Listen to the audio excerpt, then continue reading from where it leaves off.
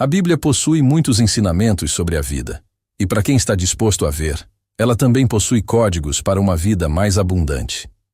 Há uma forma de conseguir enxergar além das palavras. Existem códigos ali, instruções precisas, 12 leis que passam despercebidas pela maioria, mas que, quando ativadas, transformam não só sua conta bancária, mas toda a estrutura da sua existência. E olha, isso não é teoria de prosperidade gospel, não é promessa mágica, é arquitetura espiritual. São princípios que atravessaram milênios porque funcionam, porque são verdadeiros. E se você está aqui agora, não é coincidência. Algo dentro de você já sabe que existe mais, que você foi feito para mais, e que essa sensação de estar sempre correndo atrás, sempre devendo, sempre quase chegando lá, não é o seu destino final. Mas antes de a gente mergulhar nessas 12 leis que vão mudar a forma como você enxerga dinheiro, fé e propósito, deixa o seu like aqui e se inscreve no canal, porque o que você vai ouvir agora não é para todo mundo, só para quem está realmente pronto para acordar. Vamos começar pela primeira lei, e talvez a mais ignorada de todas, a lei da semeadura. Você já ouviu falar dela, claro, todo mundo ouve. Mas poucos realmente entendem. Porque a maioria acha que semear é só dar dinheiro na igreja e esperar que Deus devolva em dobro, como se fosse um investimento automático. E não é isso. Semear é plantar intenção no solo da realidade.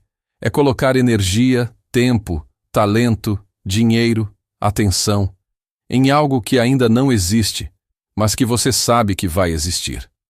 Gálatas 6:7 diz: Não se enganem, de Deus não se zomba. O que o homem semear, isso também colherá. Parece óbvio, né? Mas a verdade é que a maioria das pessoas passa a vida inteira semeando medo, reclamação, inveja, preguiça, e depois fica chocada quando a colheita é miséria.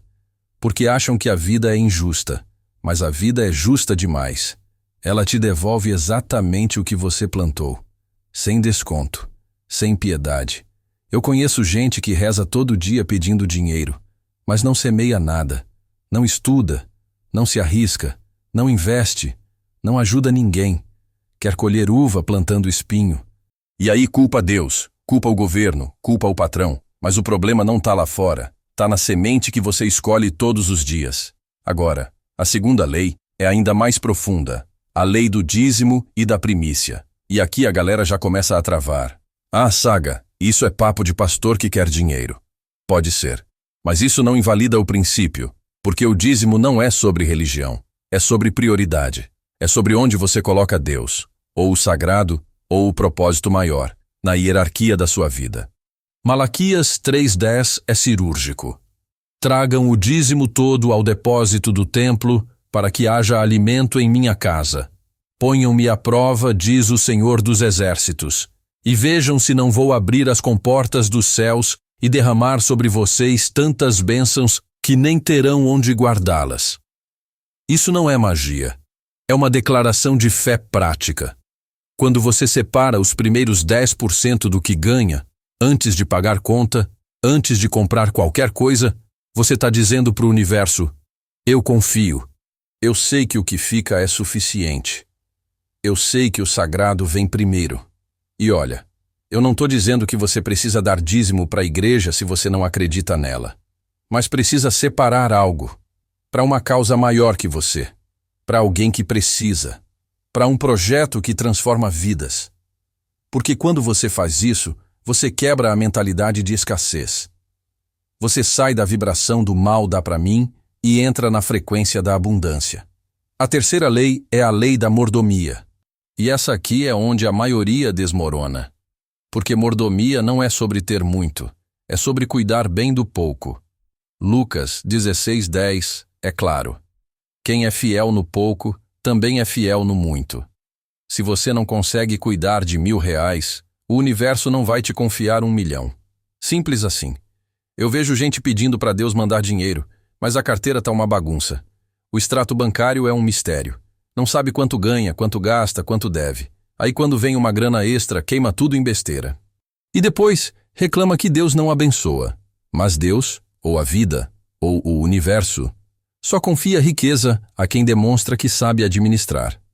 Mordomia é disciplina, é respeito, é honra. Você trata cada centavo como se fosse sagrado. Porque é. Cada nota que passa pela sua mão é energia condensada. É tempo de vida de alguém, talvez o seu. E desperdiçar isso é desperdiçar a própria existência. Quarta lei, a lei da generosidade. E aqui tem um paradoxo lindo. Provérbios 11:25 diz: A alma generosa prosperará, e quem dá alívio aos outros, alívio receberá. Parece contraditório, né? Você quer prosperar, então deveria guardar tudo. Mas não. A prosperidade real vem de dar, de circular, de entender que dinheiro é fluxo, não estoque. Quem segura demais apodrece. Quem solta, recebe mais. É física espiritual. Quando você dá sem esperar nada em troca, você abre um canal. Você sinaliza para o universo que você não tem medo de ficar sem. Que você confia na fonte. E a fonte responde. Mas atenção, generosidade não é ser trouxa. Não é dar para manipulador, para preguiçoso, para quem não valoriza. É dar com sabedoria, com discernimento, para quem realmente precisa e vai usar aquilo para crescer. Para quem está na luta, mas precisa de um empurrão.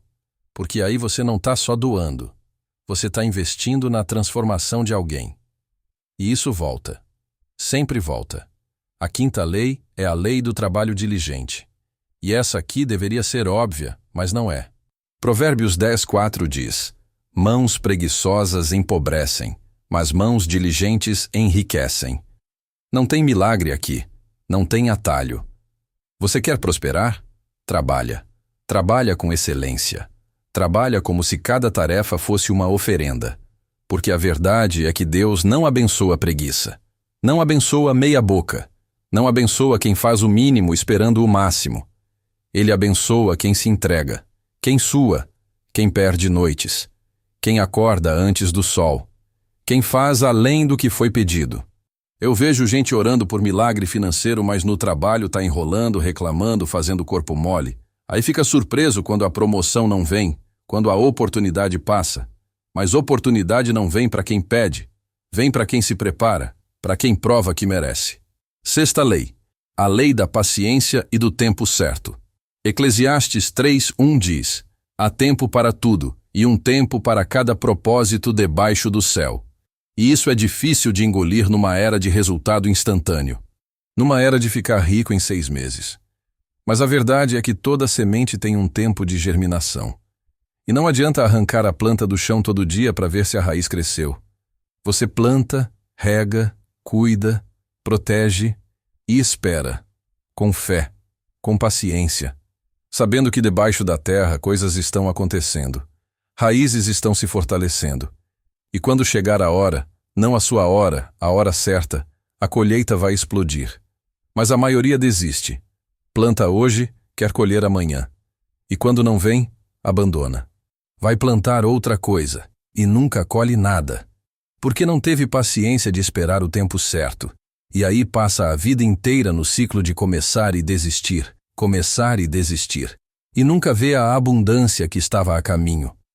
A sétima lei é brutal. É a lei do sacrifício. Hebreus 11:6 diz: Sem fé é impossível agradar a Deus, pois quem dele se aproxima precisa crer que ele existe e que recompensa aqueles que o buscam. Mas a fé de verdade exige sacrifício. Exige que você abra mão de algo agora para ter algo maior depois. Abraão teve que sacrificar o que ele mais amava para provar sua fé. Não porque Deus é cruel, mas porque só o sacrifício revela o tamanho da sua crença.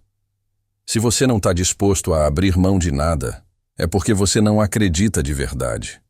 Você está só esperando ver para crer. Mas a fé real é crer antes de ver.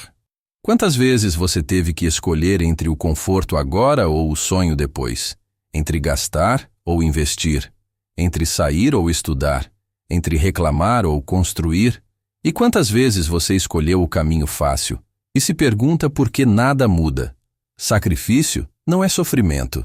É troca consciente. É dizer: eu abro mão disso aqui que é pequeno para conquistar aquilo ali que é grande. E quando você faz isso com convicção, o universo reconhece e te dá o que você provou que merece. 8ª lei, a lei da integridade. Provérbios 11:3 avisa: a integridade dos justos os guia, mas a falsidade dos traiçoeiros os destrói. Você pode até ganhar dinheiro sendo desonesto, mentindo, enganando, passando a perna. Mas não vai segurar, porque riqueza construída sobre podridão desmorona. Sempre. Integridade é fazer o certo mesmo quando ninguém está vendo. É honrar sua palavra. É não roubar, não trapacear, não enganar. Mesmo que dê mais trabalho. Mesmo que pareça que você está perdendo. Porque a longo prazo, só o que é sólido permanece. Eu conheço gente que ficou rica da noite para o dia com esquemas, e 5 anos depois estava na miséria. Processado, abandonado, sozinho. Porque a riqueza sem integridade é maldita. Ela não traz paz, não traz sono tranquilo, não traz respeito, e no fim, não vale nada. 9ª lei, a lei da sabedoria. Provérbios 4:7 diz: a sabedoria é a coisa principal. Adquire, pois, a sabedoria. Sim, com tudo o que possuis adquire o entendimento. Você pode ter dinheiro sem sabedoria, mas não vai saber o que fazer com ele. Vai perder, vai desperdiçar, vai destruir a própria vida. Sabedoria é mais que conhecimento, é discernimento, é saber quando falar e quando calar, quando investir e quando segurar, quando confiar e quando duvidar. E isso não se aprende em curso, se aprende vivendo, errando, ouvindo, observando. A maioria das pessoas quer dinheiro, mas não quer sabedoria, quer o resultado sem o processo. E aí ganha na loteria e quebra em 2 anos, porque não tinha estrutura interna para sustentar a bênção externa. Sabedoria é essa estrutura, é o alicerce invisível que segura tudo. 10ª lei, a lei da fé em ação. Tiago 2:17 é direto. Assim também a fé, se não tiver obras, por si só está morta. Você pode orar, decretar, visualizar o quanto quiser, mas se não mexer o corpo, nada acontece. Fé sem ação é fantasia. Deus não vai fazer por você o que você pode fazer por você. Ele abre portas, mas você tem que atravessar. Ele aponta caminhos, mas você tem que andar. Ele dá oportunidades, mas você tem que agarrar. Já passou por algo parecido? Me conta aqui embaixo. 11ª lei, a lei da gratidão. 1 Tessalonicenses 5:18 diz: deem graças em todas as circunstâncias, pois esta é a vontade de Deus para vocês. Gratidão não é sobre ser conformado. É sobre reconhecer que mesmo no pouco, há suficiente. E quando você reconhece, você atrai mais. Ingratidão é a frequência da escassez. Nunca é suficiente, nunca dá, nunca tenho. E o universo ouve isso e diz: ok, você quer mais falta? Aqui está. Mas quando você agradece pelo pão de cada dia, pela saúde, pelo teto, pelo ar que respira, você muda de frequência. E coisas melhores começam a aparecer. Gratidão não é ilusão. É reconhecimento. É honestidade com a vida. É dizer: eu vejo, eu valorizo, eu honro o que tenho. E isso misteriosamente multiplica. E chegamos na 12ª lei. A lei do reino primeiro. Mateus 6:33 encerra tudo. Busquem primeiro o reino de Deus e a sua justiça, e todas essas coisas lhes serão acrescentadas. Isso significa que quando você coloca o propósito maior na frente, quando você vive para algo além de você mesmo, quando você alinha sua vida com o sagrado, o resto vem como consequência. Não como recompensa, como resultado natural. Porque quando você vive certo, as coisas certas acontecem. Quando você age com amor, o amor volta. Quando você serve, você é servido. Quando você honra o sagrado te honra. Mas tem uma coisa que precisa ficar clara. Essas 12 leis não são separadas. Elas trabalham juntas. São como engrenagens de um relógio. Se uma falha, o sistema todo trava. Você não pode semear sem paciência. Não pode ser generoso sem sabedoria. Não pode ter fé sem ação. Não pode prosperar sem integridade. E é por isso que tanta gente lê a Bíblia e não vê resultado. Porque pega um versículo isolado, decora, repete. Mas não entende o sistema completo.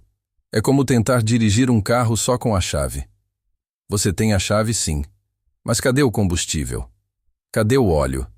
Cadê a manutenção? Cadê o motorista que sabe para onde ir? A maioria das pessoas quer a bênção, mas não quer o pacote completo. Quer a colheita, mas não quer semear. Quer a promoção, mas não quer trabalhar além do horário. Quer a paz financeira, mas não quer fazer as contas. Quer o milagre, mas não quer mudar nada. E olha, eu entendo, porque é mais fácil acreditar que Deus vai mandar um dinheiro do céu, que vai cair uma herança, que vai ganhar na loteria, que alguém vai te salvar. Mas isso não é fé, é fantasia, é terceirizar sua própria vida. E enquanto você espera por um Salvador externo, o verdadeiro Salvador, que é a sua própria transformação, fica lá no fundo, esperando que você acorde. Sabe qual é a parte mais dolorosa dessas 12 leis? É que elas exigem que você assuma responsabilidade, total, completa, sem desculpa. Porque quando você entende que a sua vida é o resultado direto das suas escolhas, das suas sementes, das suas prioridades, não dá mais para culpar ninguém. Não dá para culpar seus pais por não te ensinarem sobre dinheiro. Não dá para culpar o governo. Não dá para culpar a economia. Não dá para culpar Deus. Porque você tem as ferramentas. Você sempre teve. Estavam ali, na Bíblia que você leu 1000 vezes. Mas você estava procurando magia. E o que estava lá era método. Deixa eu te contar uma história. Vou te contar a história de João. João foi criado em família evangélica. Frequentou igreja a vida inteira. Conhecia a Bíblia de capa a capa, mas vivia quebrado, sempre devendo, sempre apertado, e ele orava. Nossa, como ele orava! Deus, me tira dessa situação, me dá um emprego melhor, me manda uma bênção. Mas João não dizimava, porque achava que não tinha condições. João não era generoso, porque tinha medo de ficar sem. João não estudava, porque estava cansado do trabalho. João não se esforçava além do necessário, porque achava que isso era ser trouxa. E João reclamava, de tudo, o tempo todo. Até que um dia, alguém sentou com ele e disse: João, Deus já te deu tudo o que você precisa. O problema é que você não está usando. E mostrou para ele essas 12 leis, uma por uma. E João resistiu. Porque é difícil aceitar que o problema não está lá fora. Está aqui dentro. Mas alguma coisa mexeu nele, e ele decidiu testar. Começou a dizimar mesmo sem ter certeza de onde ia sair o dinheiro. Começou a trabalhar como se tivesse dono do negócio, não como empregado. Começou a estudar à noite. Começou a agradecer pelo pouco que tinha. E em 6 meses, a vida dele virou. Não porque Deus mudou, porque João mudou. E olha, não foi milagre instantâneo, não. Foi construção. Foi disciplina, foi suor, mas foi transformação real. E hoje ele olha para trás e ri, porque passou anos pedindo para Deus fazer o que Deus já tinha ensinado ele a fazer. Se você está aqui até agora, é porque algo em você reconhece essa verdade. Talvez você seja como o João. Talvez você tenha passado anos orando por mudança, mas sem mudar. Esperando por um milagre, mas sem plantar um. E talvez, só talvez, esse seja o momento em que você para de esperar e começa a construir. Porque essas 12 leis não são teoria. São tecnologia espiritual. São a engenharia da prosperidade que Deus deixou registrada. E funcionam. Não porque são mágicas, mas porque são verdadeiras. Porque se alinham com a forma como o universo opera. Pensa comigo. Quando você semeia, você está trabalhando com a lei natural da multiplicação. Quando você dizima, você está quebrando a mentalidade de escassez. Quando você é fiel no pouco, você está treinando seu caráter para lidar com o muito. Quando você é generoso, você está criando fluxo. Quando você trabalha com excelência, você está se tornando insubstituível. Quando você tem paciência, você está respeitando o tempo de maturação.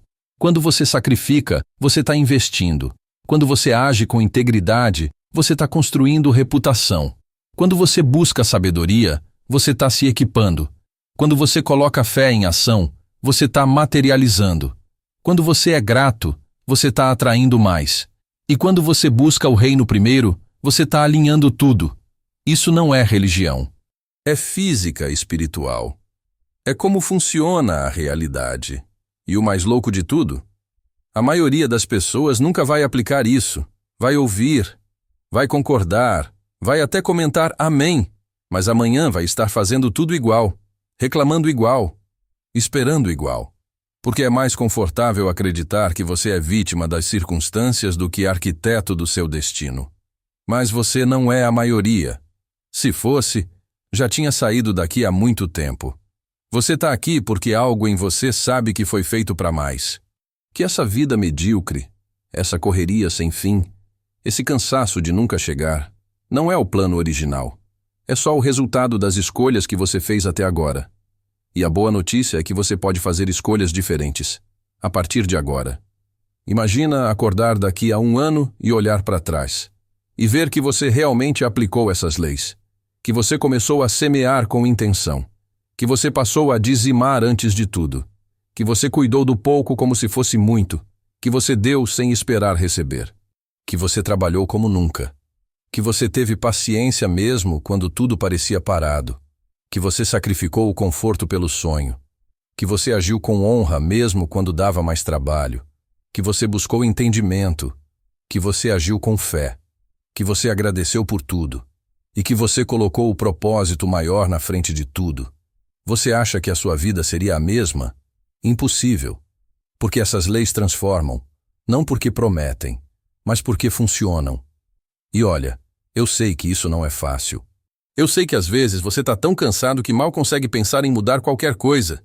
Eu sei que tem conta para pagar, gente para sustentar, problemas para resolver. Eu sei que o mundo lá fora não facilita, que tem gente querendo te puxar para baixo, que tem momento que você olha para o extrato e só quer desistir.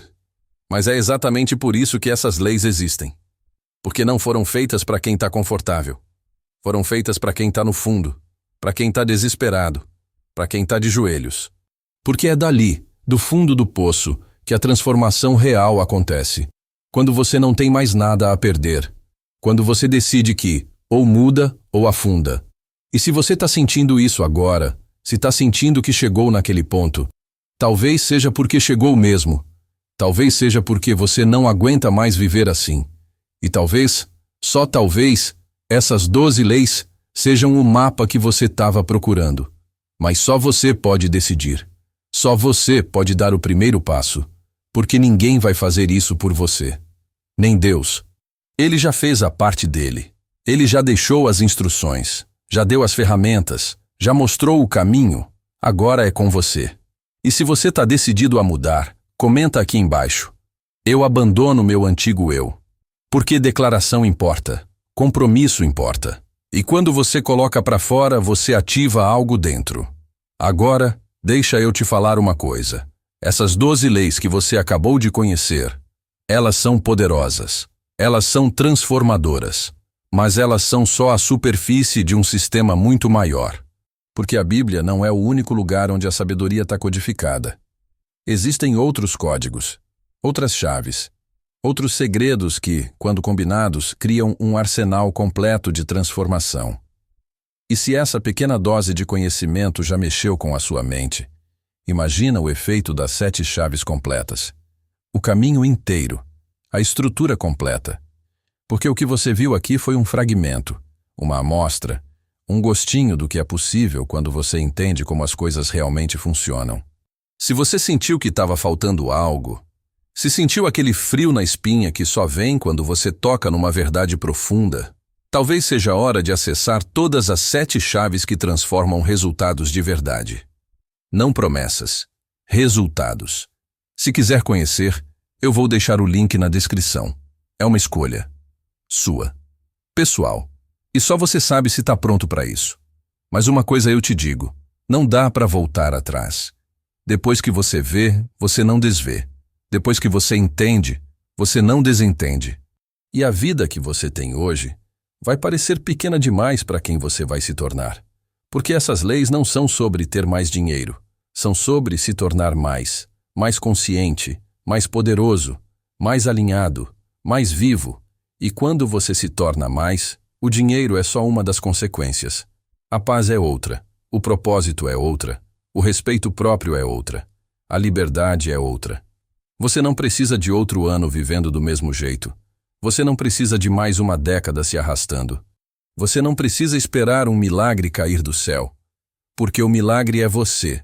Sempre foi. Você só precisava do mapa. E agora você tem. Então respira fundo, olha para sua vida e decide. Você vai continuar esperando? Ou vai começar a construir? Aqui é Saga. Nos vemos no próximo vídeo.